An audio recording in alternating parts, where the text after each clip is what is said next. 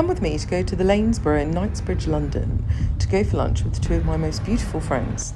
Now, I left work far too late to walk or get the bus, so I ended up getting a black cab from Westminster, and I must say it was a very nice drive. Here we are now arriving at the Lanesborough. It is quite a feast for the eyes inside. I put my bag in the cloakroom and headed straight to the restaurant to meet my friends. Here's the food menu, very small but very good. The staff helped me pick what I wanted. I got a half bottle of Bollinger, which was very brioche. The chap definitely knew what he was talking about when he recommended this. Having bread put in front of you is always a wonderful thing. And then I got the veal tartare. Then the main course arrived. Now I went for the English sirloin, which was absolutely delicious. And I had a side of tomatoes here as well. The girls had shepherd's pie.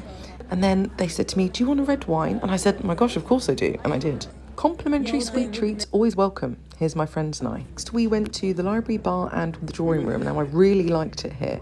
The staff was super. I knew I was going to want a champagne cocktail. I asked the waiter what he suggested. He suggested a Wimbledon Flora, and he was not wrong. This was a really lovely drink. I actually had two.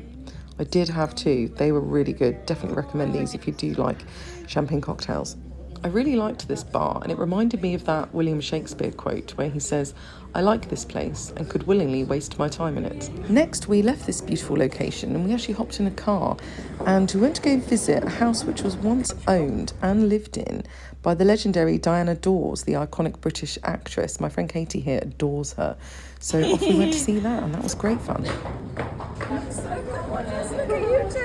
Farewell, kisses, cuddles and pictures, and then sadly we all had to go home. So I headed back to Westminster and reflected on what a really lovely afternoon.